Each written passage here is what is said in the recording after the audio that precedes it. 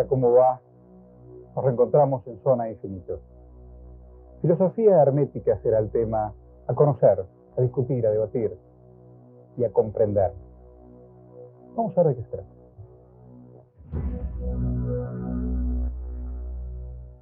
Él es Marcelo Villano. Hola y gracias. Hola. Voy a empezar desde el ABC. Filosofía hermética, ¿qué es? Es una pregunta fácil y difícil a la vez, porque filosofía hermética no tiene una definición precisa. Es un cuerpo de conocimientos que existe hace mucho tiempo y que a lo largo de la historia fue tomando distintas formas. Se llama hermética por dos motivos en realidad. Uno, porque su creador es un personaje llamado Hermes Trismegisto, por lo menos la tradición le asigna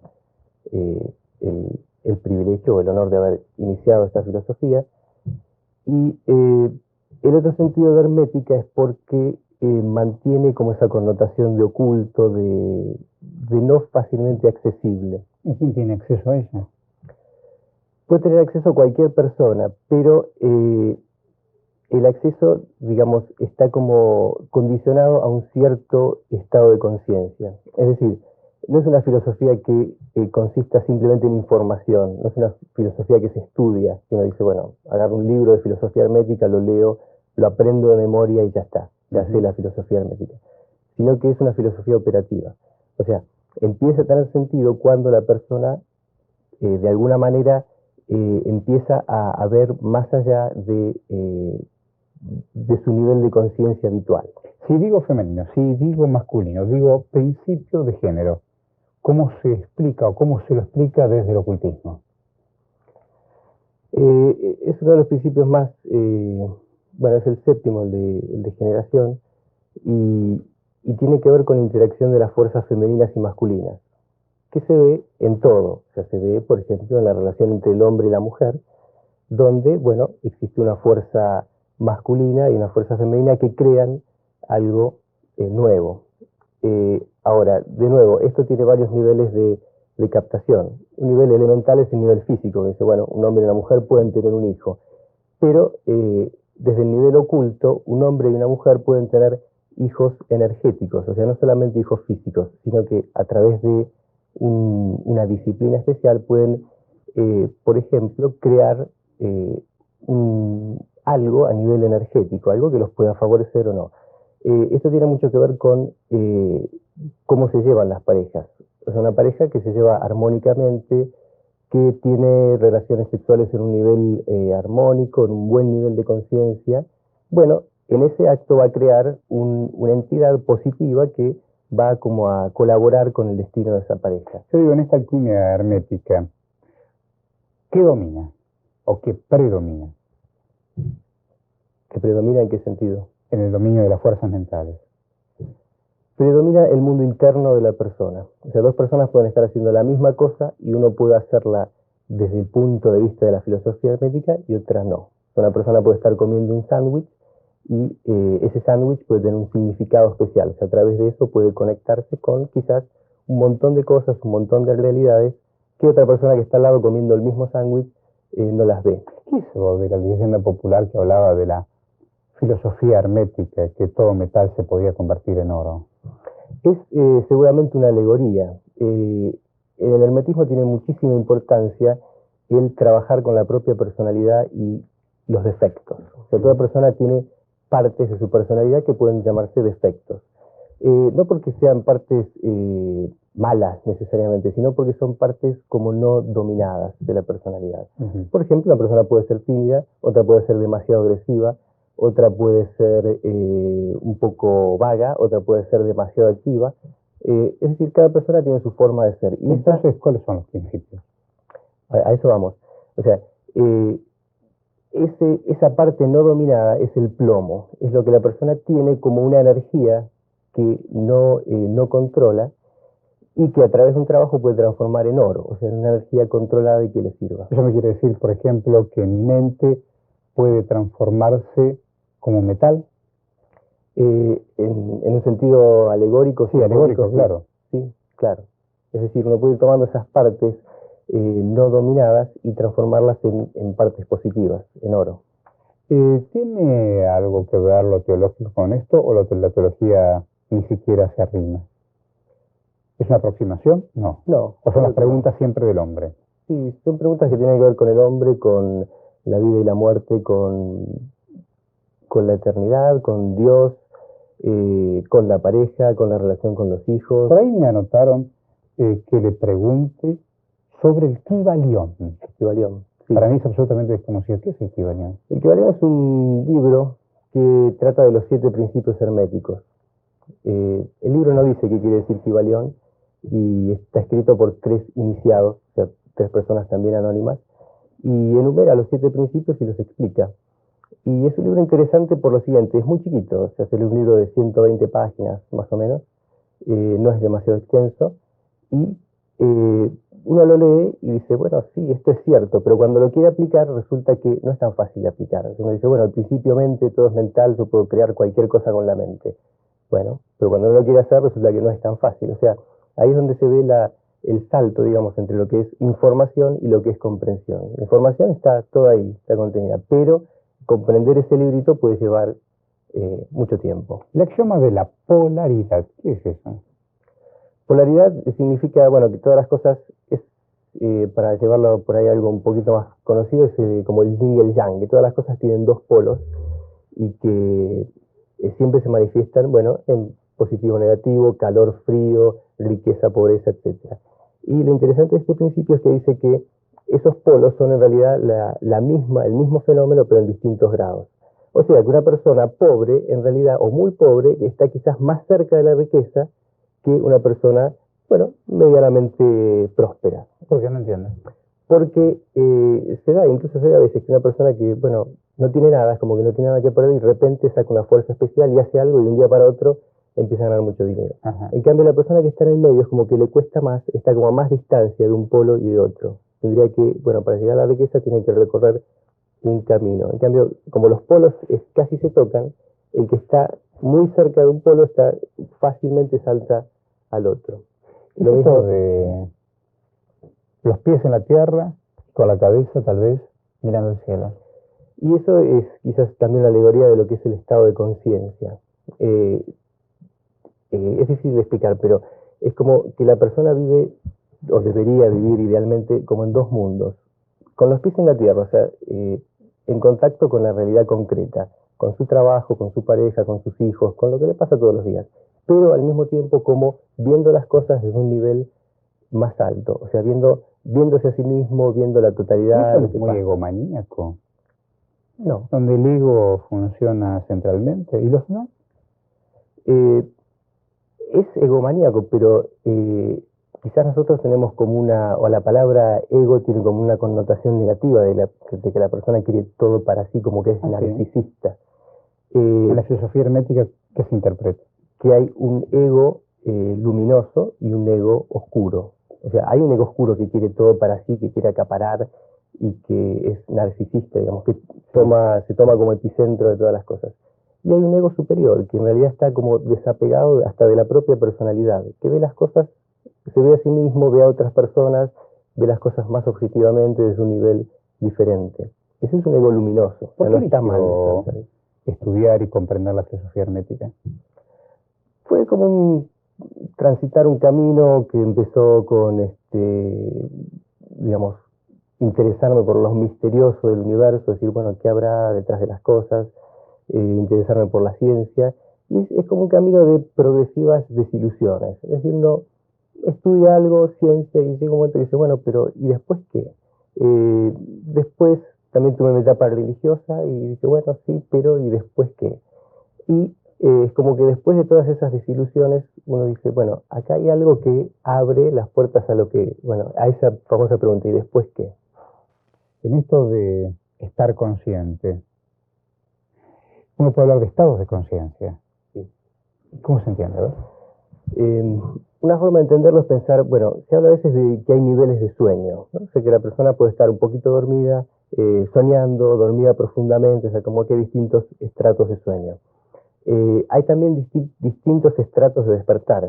cosa que aparentemente nadie sabe. O sea, aparentemente una vez que uno se despertó a la mañana, bueno, ya está despierto.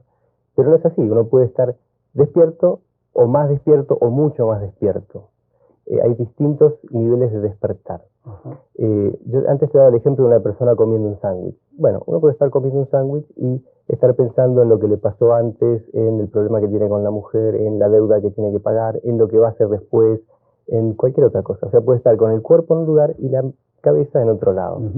Y otra persona puede estar comiendo el mismo sándwich y estar, pero totalmente consciente de lo que hace. O sea, que muerde, que siente el gustito, que mira a su alrededor, que comprende de repente qué es una lechuga, o sea, de dónde viene, que se conecta con algo, un elemento natural. Bueno, como estar viendo una dimensión totalmente distinta. Eso es una parte del estar despierto, o sea, estar en el momento presente, plenamente. ¿Qué personajes conocidos o cotidianos han abrazado esta filosofía hermética? Y hay algunos nombres, lo que pasa es que uno dice, bueno, como que queremos alinearnos con nombres famosos, pero por ejemplo, Cagliostro, el conde de Saint Germain, Jesús. Jesús. Sí, se dice que fue como el iniciado más importante y el que llegó al grado más alto de esta filosofía. De los conocidos, o sea, también se dice que hay otros que trabajan y nadie los conoce. ¿Y cuál es la primera pregunta que uno tiene que hacerse? ¿Quién soy yo? ¿En qué se diferencia de la filosofía tradicional? No sé exactamente. Es decir, ¿quién soy? ¿Dónde voy? ¿De dónde vengo? Porque si uno se pregunta quién soy yo, dice, bueno, ¿quién soy yo? ¿Soy el cuerpo? ¿O soy algo más? O sea, mi identidad termina en el cuerpo. ¿Qué pasa? Si pierdo un brazo, pierdo parte de mi identidad. Soy mis pensamientos, o sea, si dejo de pensar, desaparece mi yo. Soy mis emociones, si dejo de sentir, desaparece la sensación de yo. Entonces, ahí uno se va dando cuenta. Preguntas, ¿no? Sí, esa es como una de las preguntas fundamentales. Entonces uno va llegando a la idea de que el yo es una entidad que está y no está, y que por momentos uno se conecta con esa idea de identidad que está más allá de lo físico. Por ejemplo, a mí me pusieron un nombre, Marcelo. Bueno, podría haber sido cualquier otro nombre. O sea, no es el nombre de mi yo. Quizás mi yo tenga otro nombre diferente, que nadie sabe. Seguramente. ¿Y esto del universo, es solo el universo de la mente? Es que, bueno, por ejemplo, uno de los principios herméticos dice que como es arriba es abajo, como es adentro es afuera, el principio de correspondencia. A ver, ¿cómo es? Como es arriba es abajo, como es adentro es afuera. O sea, lo que yo comprenda, lo que yo logre en mi mundo interno, me va a conectar con las realidades del mundo externo. O sea, si yo no entiendo la realidad de mi propio mundo interno, si no entiendo mis emociones, mis pensamientos, quién soy yo, tampoco voy a entender, más allá de, digamos, de lo informático, qué es el universo, qué significado tiene. ¿Hay fases entradas para ingresar a la filosofía hermética? Sí, miles. Miles. Sí. ¿Y cómo determino si es el buen camino? Es muy difícil. Se dice que es la primera prueba que tiene que pasar el discípulo o el iniciado, es encontrar la verdadera puerta. ¿Usted es maestro o alumno en esto? No, soy un aprendiz. Un aprendiz. ¿Uno es aprendiz permanentemente y eternamente? ¿O llega, como ha comentado de Jesús, que ha llegado al límite de la sabiduría mental y espiritual? Sí, hay distintos niveles. Lo que pasa es que, bueno, es como difícil, o sea, hay como poca gente que alcanza los niveles más altos. Y a veces nadie los conoce. Principios de causa y efecto también. Claro. Me quedo pensando, ¿encontrará el hombre alguna vez la respuesta de dónde viene, de dónde va, para qué estamos acá? La respuesta está dentro de uno mismo. O sea, todas las respuestas están dentro de uno mismo. Si uno se entiende a sí mismo, si entiende por qué actúa como actúa, por qué le pasa lo que le pasa. O sea, la gente, o muchas veces tenemos la sensación de que el destino, el futuro es desconocido. ¿Y por qué? Existe la ley de causa y efecto. Lo que yo estoy haciendo ahora, en este instante, es lo que va a determinar lo que me pase después. Hay toda una cadena de causalidades. Entonces, todas las respuestas están como aquí y ahora en el momento presente. Si uno capta, empieza a captar esas realidades, empieza a captar todo. A veces no se puede verbalizar la respuesta, no es una frase, sino que, bueno, es algo que uno siente, percibe, intuye, comprende y capta en un significado superior, digamos. Uno se pregunta si cualquiera puede acceder a esta filosofía. Sí, cualquier persona. De hecho, vos pensás que, para hacer un paralelo, cuando Jesús vino, digamos, sus discípulos eran pescadores, o sea, eran gente común. Quizás si Jesús volviera a la tierra y, digamos, uno pensaría, bueno, se va a juntar con psicólogos, grandes filósofos, estadistas, Claro. y no, de repente le elegiría como discípulos a 12 personas comunes, el verdulero, el almacenero, y la gente se sorprendería, diría, ¿cómo? Lo que pasa es que el nivel espiritual de una persona no tiene que ver con su nivel intelectual o económico. No es que, digamos, uno diga, la gente pobre es más buena que la rica, no, tampoco es eso. Pero no tiene nada que ver, o sea, el nivel espiritual es otra cosa que no pasa ni por la información que la persona tiene, ni por su formación, ni por su nivel socioeconómico, ni por sus modales, ni por nada. Pasa por el interno. Usted se refería a niveles superiores. ¿Del alma o del cerebro? Hay una diferencia. El alma tiene que ver con la parte física de uno. El alma está formada por 4 elementos que son fuego, tierra, agua y aire. El alma. Sí, el alma de una persona. Y el espíritu es como una parte inmaterial que de alguna manera se conecta con el alma, o debería conectarse.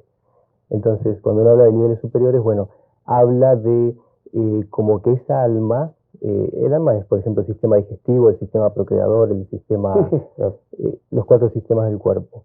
Esos sistemas pueden funcionar en un nivel bajo o en un nivel más elevado. Y no tienen solamente que ver con las funciones físicas. Por ejemplo, el sistema digestivo tiene que ver también con el egoísmo, o sea, con el hecho de apoderarse de cosas, ¿no es cierto? Está relacionado, como tiene su parte psíquica. Entonces, bueno, depurar ese sistema implica vencer el egoísmo, tener una actitud por ahí más desprendida o manejar mejor ese tipo de fuerzas. Lo mismo con cualquiera de los otros sistemas. Entonces, es como el espíritu o una disciplina especial la que lleva a que el alma de una persona funcione en un nivel superior. Estaba pensando en esto de la carrera cotidiana de ser mejores. Algunos creen que teniendo más dinero son mejores, algunos creen que teniendo más conocimiento son mejores. ¿Cómo se hará para ser más bueno? Es interesante esa pregunta. ¿Cuál es la pauta? O sea, ¿cuál es el parámetro? Referencia? El parámetro que nosotros tomamos es la naturaleza. O sea, uno es bueno, o sea, ser bueno frente a la sociedad puede ser distinto ahora de lo que fue hace 100 años o de lo que es en, no sé, Arabia Saudita, Sí. porque cada sociedad tiene sus reglas de juego leyes y sus reglas de juego. Pero hay como un ser bueno, un ser correcto que es intemporal, que es frente a la naturaleza. Como que la naturaleza tiene sus propias leyes también, que están como por arriba o más allá de las leyes del hombre. Entonces, es como que uno tiene una función que cumplir a nivel cósmico, a nivel de la naturaleza, y alinearse con esa función es ser bueno. ¿Cuál es la pregunta que nunca tendrá respuesta? Hay muchas. Digamos, que es mejor que no tengan respuesta. Por ejemplo, ¿qué va a pasar mañana? ¿Qué va a pasar dentro de una hora? ¿Qué hay más allá de la muerte? O sea, hay misterios que son lo que le dan un poco de sal a la vida. Si ya supiéramos todo, si ya supiéramos qué va a pasar de acá a 10 años, bueno, sería más aburrido, ¿no? Entonces es bueno que haya una cantidad de misterio, de cosas inesperadas. Uno vive ahora y, bueno, ¿qué pasará el minuto siguiente? No se sabe. ¿Cuántas preguntas se habrá llevado al silencio aquel que desarrolló la filosofía hermética? Seguramente muchas. ¿Habrá tenido las respuestas? Hay una parte que es como intransferible, que uno, bueno, encuentra algo en su mundo interno, encuentra un tesoro, una respuesta, algo, y quizás, bueno, como que nadie puede tener acceso a eso, ¿no? Cada persona tiene como un templo interno al cual solamente uno tiene acceso. Y ahí encontrará algunas respuestas o no, y quedarán para uno. Filosofía hermética. Marcelo Villano, muchas gracias. Gracias.